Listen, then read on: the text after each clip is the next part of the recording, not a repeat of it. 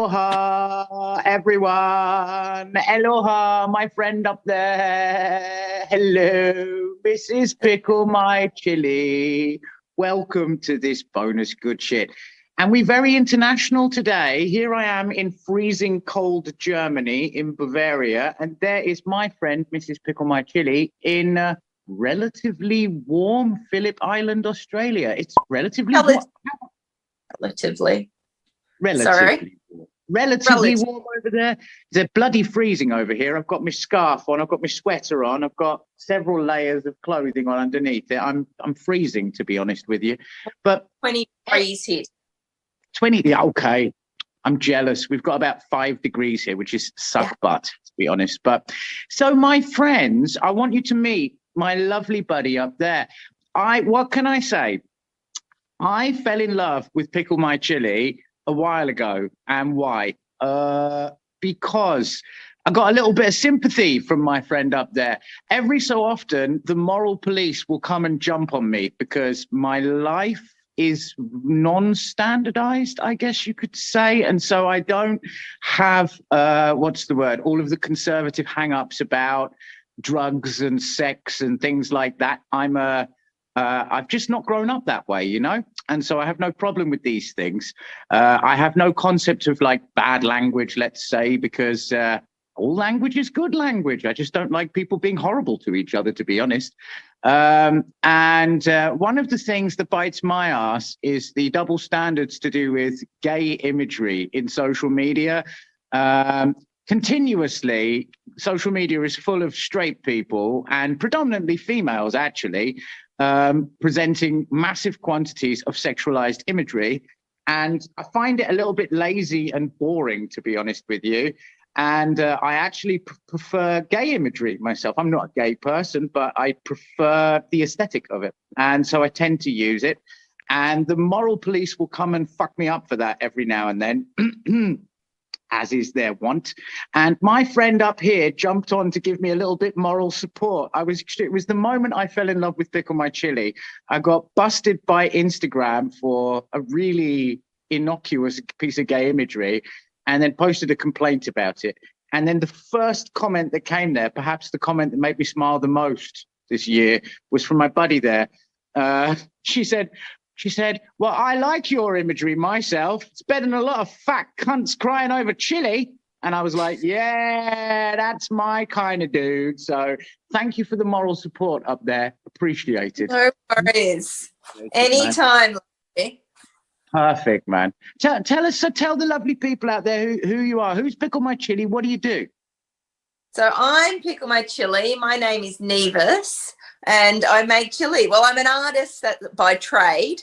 But during COVID, first COVID for Australia was March last year.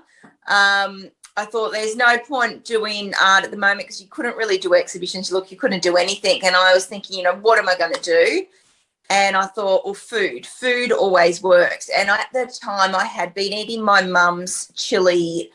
She makes this chili where she fries it in the fry pan and then she puts some salt and then she puts it under oil and she puts some garlic and oil. And I thought, I really like this. Maybe I could make some sort of chili.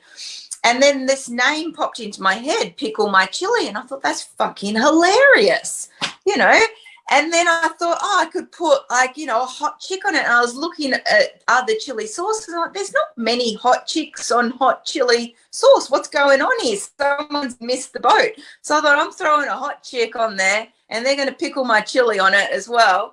And that's how it got started. Then I thought, well, these chicks, they need names. And so I've got three sisters. But one sister didn't get a bottle because I thought her name wasn't chilly enough. So we've got one. Oh, I know, but it might come. Well, my name didn't get on there either because my name's too weird. But we've got. I'll show you. So we've got Vanessa. Vanessa is the most mild chili. She's a fermented cayenne with juniper berries, and we all know juniper berries is what we make our gin out of, and this is a gorgeous floral chili sauce. They're really, really mild. I've got a nice cayenne chili here, actually. I think. So let's have a look. I think Yeah, here we go. There Yeah, you go. For those of you in hot sauce land, that's a KN right there. Yeah, that's her. And then there's Julia, my middle sister. So she's a little bit older than me. So as you can see, all my sisters are hot as fuck. But then my mother got the top one, because so we've got Julia and then we've got Domenica. Is that her? And she's the hottest, as you can tell, because my mother truly is a pain in the fucking ass. So she's chili, and she's a Reaper with smoked paprika. And Julia, was she's bird's eye with oregano and garlic. But because she's such an interesting sister, she's does everything. She got 2 recipes, and I can't find the other one. So this is the 2 chili heat. This is 3 chili heat. This one's got lemon and bay. So same thing, bird's eye, but lemon and bay. And the lemon just brings out the heat of the bird's eye that little bit more. And that's a great Asian style sauce. Love it.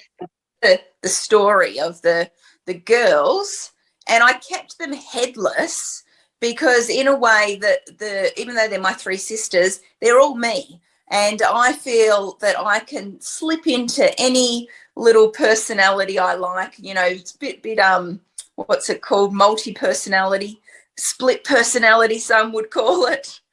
So I can be one I damn well please. I love the artwork you've got on those bottles as well. I'm going to throw some images up right now, of some of these artworks from your labels. Beautiful stuff. Do you create that artwork yourself?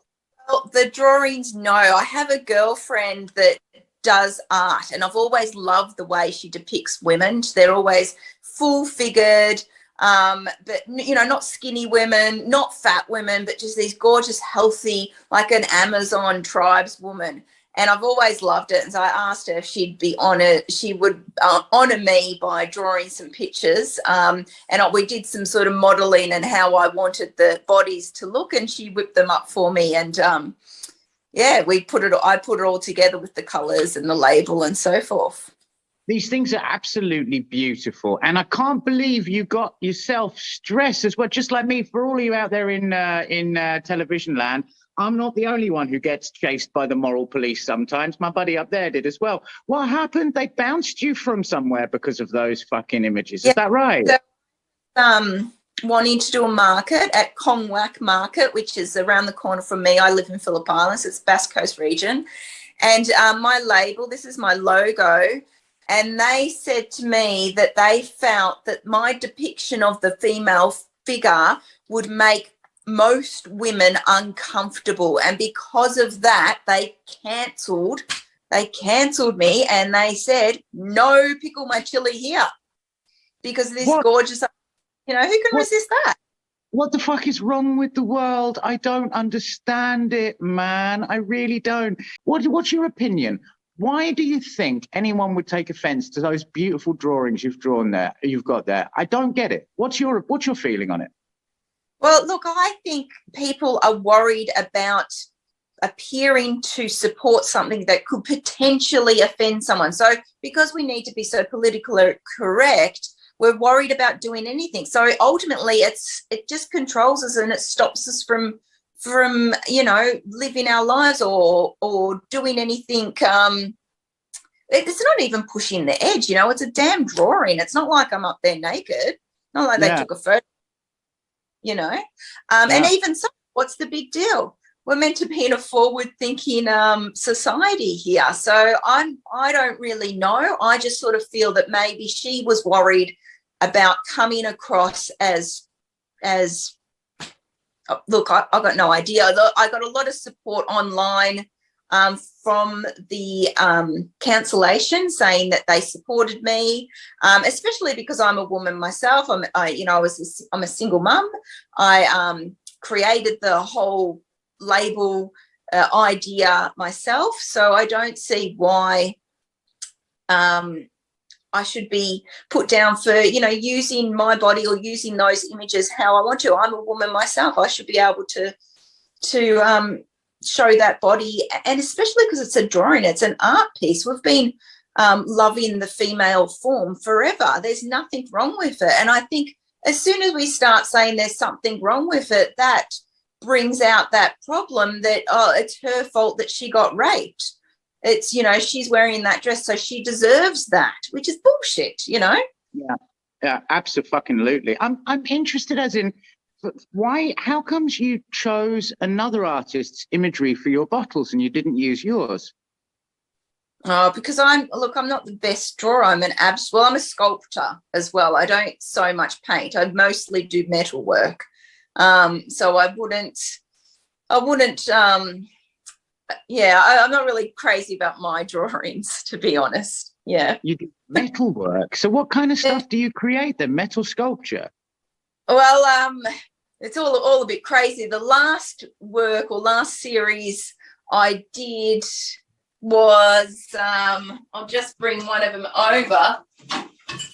I love the fact that to bounce all the Australian stereotypes up, there's a surfboard behind you. I absolutely adore that. So this was called, there's 3 in the series, called Periphery of Order. Cool. And it put together by, first I made the pieces individually, and then I would weld a few pieces together and then throw the piece, dropping it and breaking it, and then picking the pieces up, throwing the pieces at the form, and wherever they landed, I'd stick them together because I wanted to create a piece of work that wasn't formed with the rationale of society. I didn't want to basically give an interpretation of what I thought or what I thought was happening around me. I wanted something else to create it. So by throwing things at this form that was slowly forming, and then welding it, then dropping it, if it broke, that's where it broke. And so the piece got created by itself. I sort of felt like I had no say in what it was. And I've done quite a few pieces like that where I've used steel pipe work, and the idea of that one was I was trying to infuse the energy and feeling from a certain place into the pipe, and then the piece got created itself because, once again, I was randomly cutting the pipe, randomly sticking it together, dropping it, breaking it, sticking it back together, and I was forming interesting shapes, but these were quite big pieces. And they seemed to still create an image, like there still was shape and form, and I could find the story of what I was thinking about in that piece. It's kind of reminding me a little bit of the cut-up techniques and random art techniques is the right word, that William Burroughs and Brian Gysin pulled together in the 50s and the 60s, you know, like with cutting and throwing and collecting and then sticking together to create kind of like 1 and 1 makes 3, you know, like art which came from art itself, I guess you could say. And do you create your metalwork for commission, or do you do that for the German word is Ausstellung, exhibitions, for exhibitions? How do you do that? For both. So I do exhibitions. I've done a couple of commissions locally. I've got a few pieces, but mostly for exhibition. Yes. And how would you say that your way of working as an artist comes together with your way of working as a chili cook? Would you say that the two of them kind of influence each other? Because I sort of just throw it together. Like when I came up with the recipes, I'm like, there wasn't a coming up of a recipe. It was like, just put that in and we'll put this in, like most people cook, I guess. And I was just lucky. They bloody well worked. I thought, geez, I can't go wrong here.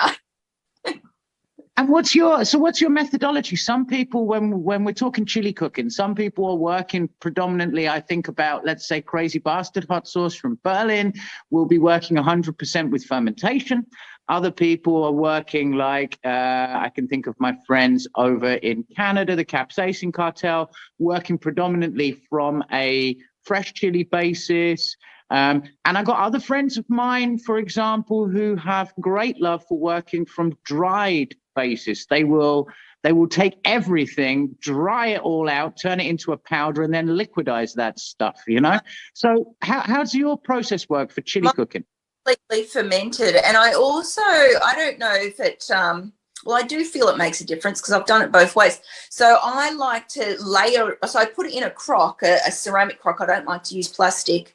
I sort of feel that maybe the taste might get tainted, and I layer it. So if I'm putting onions and chilies, I'll put onions first and then the chilies. I don't want to mix the flavors until the end when I blend it all together, because I feel like it becomes more pure. And then when you taste it, the flavors are a little bit more separate, so you can sort of feel the different flavors and tastes coming in. And I also like to use a strong herb or herb taste in it. So for say I've got the juniper berry, so it's definitely there. It's not like, what am I, I'm tasting heat, but I've got the strong juniper in it. The other one, there's a strong oregano, garlic, and the lemon is really strong in the other one.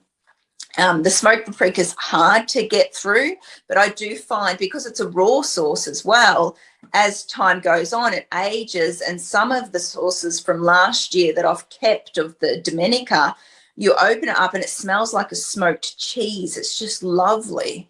It's really developed over time, whereas when it was first made, it still tastes quite raw, like a wine tastes green. Yeah.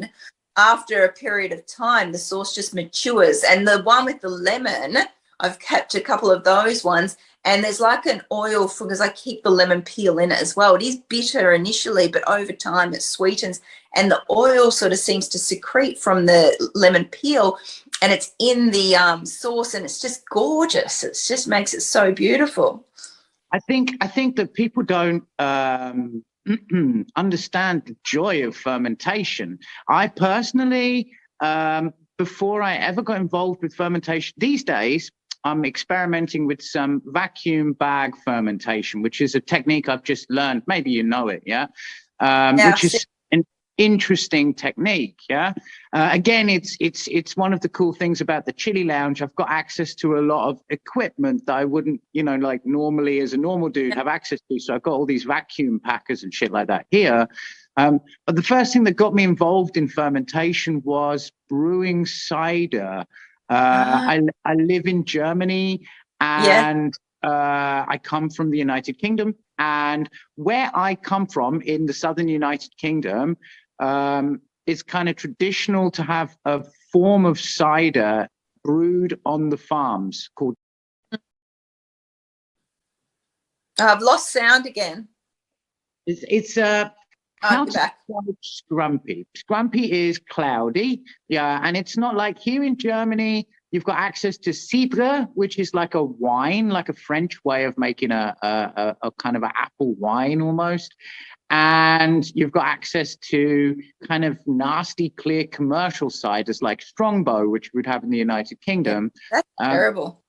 Yeah, it's not the best, but what I always fucking completely missed, was this dirty, cloudy farmer's scrumpy. And so I decided, instead of doing my normal thing, which was go to England, buy a few bottles, come to Germany, and then not want to drink them because I didn't want them to go away, I thought, fuck it, I'll make my own, And so then I got into the process and I learned about fermentation.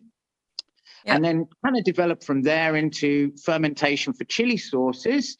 And now we've expanded, actually. We've just started to produce our own soy sauce. And so we're doing soybean fermentation in beer right now.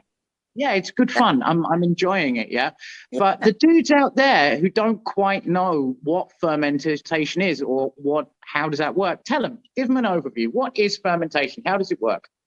Well, basically what you're doing is you're just preserving the chili. So in my instance, I don't put it in a brine. It's just all chopped, put into the crock, and then I top it. This is how my mother does it as well. She just tops it with a salt layer. So there's no weights either. You just top it with your salt. That keeps the weight down, and the salt draws the water. The salt doesn't do the preserving. It draws the water out of the vegetables that you've put in there, and the lactobacteria in the chilies itself starts the fermenting process. It ferments down, it develops the flavors, and all the good bugs, as we know all about that craze about good bugs in our gut is good for us. They all come out from the fermentation process. And you can ferment for, months or years. I ferment mine for 6 weeks. I feel like that you still got some fruitiness from the chilies left. It doesn't get too sour. And then I blend it and I add some vinegar with it, and that's pretty much it. And as I said, it's raw, so I don't cook it afterwards. And then, so how do you go from there into what's your process? So you've got your your fermentation process is 6 weeks, you said. Yeah. And then an aging process, I believe.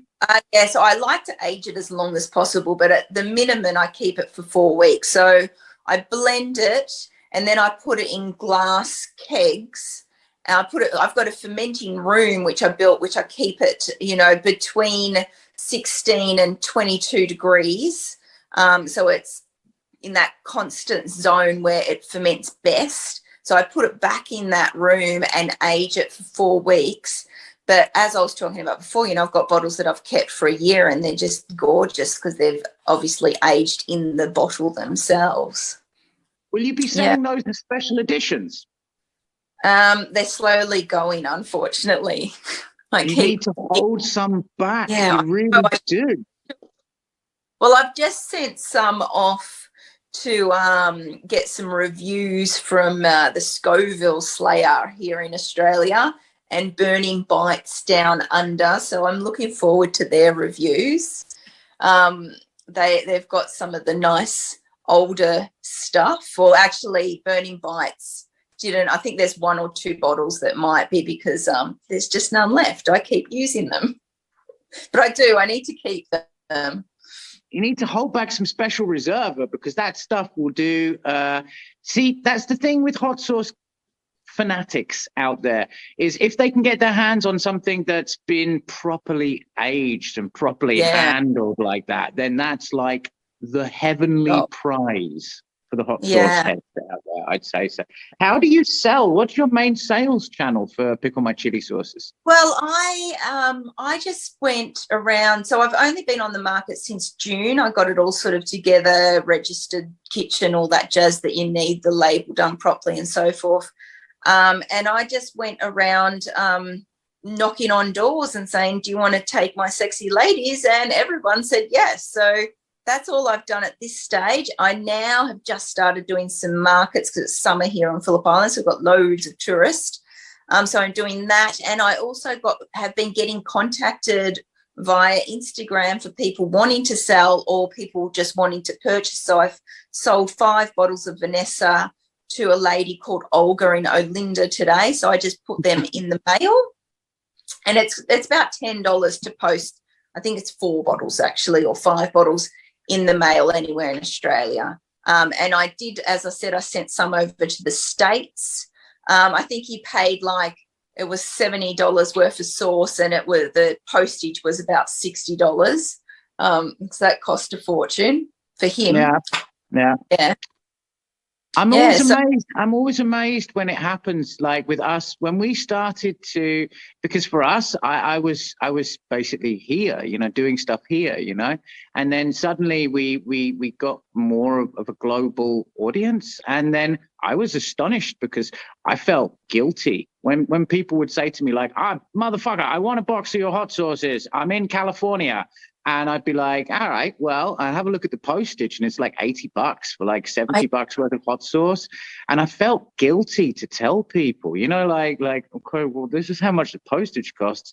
And the people were like, yeah, bitch, let's go. And I was like, okay, fine. I was like, oh, do you really want it? It's going to cost this much. And they're like, no, send it. I'm like, you sure?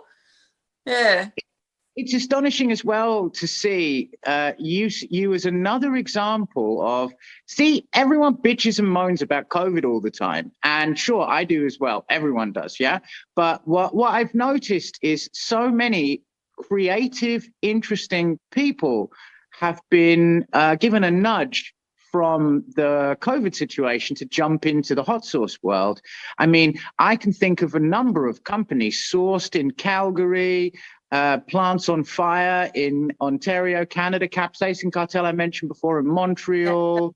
A White Whale as well over in the Netherlands, Uncle Johnny's hot sauce over in Cast in Germany. These are all phenomenal hot sauces, phenomenally creative people. And it was all because they all said to me the same thing. COVID came and fucked my business. And so therefore, I mean, like Johnny from Uncle Johnny's is a trumpet player in a band. And so COVID came, no more gigs. And so let's do something, you know? El Jefe from Capsaicin Cartel was a restaurant head chef, and obviously restaurants closed. And so bam, got to do something. Alison from Sourced in Calgary, her story of starting it almost is word for word the same as your story for starting it, actually. Literally, Alison from Sourced was, COVID came. There was deliveries of food and shit like that going to people around. She got involved in doing some of that, knocked up a cup, asked those people, do you want some hot sauce or something in these boxes? And they said, yeah, definitely. And then literally door to door, and then, hey presto, you have a company, you know? Yeah. What do you see for the future for you? Like coming out of COVID, do you see the chili business is remaining a focus for you? I mean, we're coming out of it now. So. And it's still it's still keeping me entertained, because I'm just amazed at the ferments, how each one is so different. Like you put the same recipe in, you don't get the same recipe out. So I find that interesting and challenging at the same time. And I've already started to change the business up a little bit, because I've had some supply issues. We're struggling to get things into port in Australia because of increased fees at the dock. So bottles aren't coming in, lids aren't coming in. There's real supply problems. So I've like, okay, what am I going to do? I couldn't get for a period of time, couldn't get the little bottles. And even now there's not going to be many after that. So I've thought I need to transition a little bit. So I've been hitting the restaurants and seeing if they want a catering size. And so they either give me their, those big squeegee bottles, and I fill those up for them, just, so they buy a litre at a time. So we've been doing a couple of pubs. I've got some going to my local restaurant in a couple of weeks. So they'll be getting those. So at this stage, it's growing. I do have problems with getting chilies as well, because we're in Victoria, so we don't grow many chilies. So that's a bit of an issue. And also the issue is making enough stock. It seems to just be going, and then I've got none left again. And because it takes such a long time to process, so I think I need to work out ways to produce more. I need a bigger house. Bigger house is required. And yes.